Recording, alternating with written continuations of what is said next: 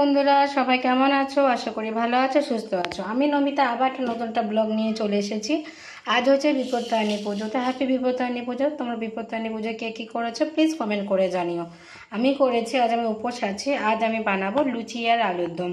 তা আলুর দম তো আমি আলু কেটে নিয়েছি, কেটে ধুয়ে নিয়েছি, এবার আমি এটাকে সিদ্ধ করতে দেবো। আর এর মধ্যে আমি কেটে নিয়েছি টমেটো, আদা আর জিরে। আদা জিরেটা মিক্সড করে নেব, তারপর আলুগুলো আমি সেদ্ধ বসিয়ে নিই। চলো দেখতে থাকো, সঙ্গে থাকো। এদিকে আমি কড়াইতে তেল দিয়েছি, জিরে দিয়েছি, আর তেলটা একটু কালো পুড়ে গেছে। মেন কথা, আমার মেয়ে কিছুক্ষণ আগে আলু ভেজেছিল, সেই অনেকটা তেল ছিল বলে সে তেলটা নষ্ট করে নিই। আমি এবার মশলা করে দিয়ে দেবো যেগুলো করেছি। মশলাটা হালকা কষে গেছে, এবার আমি পরপর গুঁড়ো মশলাগুলো আমি দেবো যতটা। আর আমি আলু সিদ্ধতে নুন দিয়েছি, এর জন্য খুব বেশি নুন দেবো না, দেব।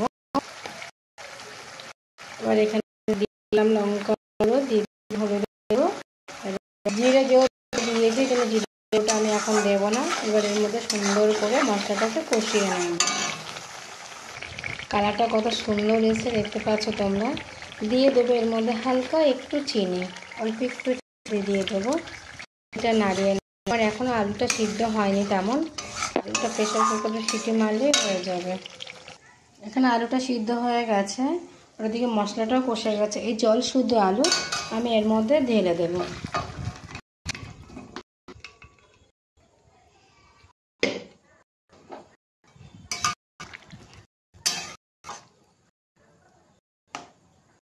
এখন ঝটপট করে আলুটা দেখবেন এভাবে সিদ্ধ হয়ে যায়, মানে হয়ে গেছে, বাকি আছে ওটা দেখতে থাকে। কালার রান্না ঝটপটে হবে, যাকে 10 থেকে 15 মিনিটের মধ্যে আলু রেডি, একদম কষা কষা। দেখতে থাকুন। আমি গ্যাসটা একটু কমিয়ে দিলাম, কমিয়ে দিয়ে ঢাকা দিয়ে দেবো 10 মিনিটের মধ্যে। আমার আলুর দম প্রায় হয়ে গেছে, প্রায় রেডি।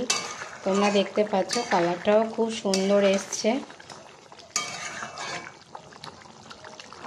তোমরা চাইলে এরকমভাবে আলুর দমটা বানাতে পারো, খুব তাড়াতাড়ি হয়ে যাবে। সিম্পল একটা রেসিপি। এর মধ্যে আমি একটা গরম মশলা দিয়ে দিলাম, শাহি গরম মশলা দিয়ে এটা সুন্দর করে নাড়া দিয়ে দেবো।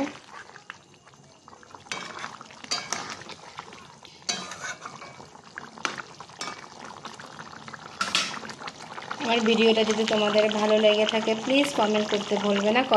যদি আমার ভিডিওতে নতুন হয়ে থাকে প্লিজ আমার ভিডিওটাকে সাবস্ক্রাইব করে দেবে, আমার চ্যানেলটাকে। আর কমেন্ট করতে মোটেও ভুলবে না। তো আজকের জন্য টাটা বাই বাই, দেখা হচ্ছে নেক্সট ব্লগে।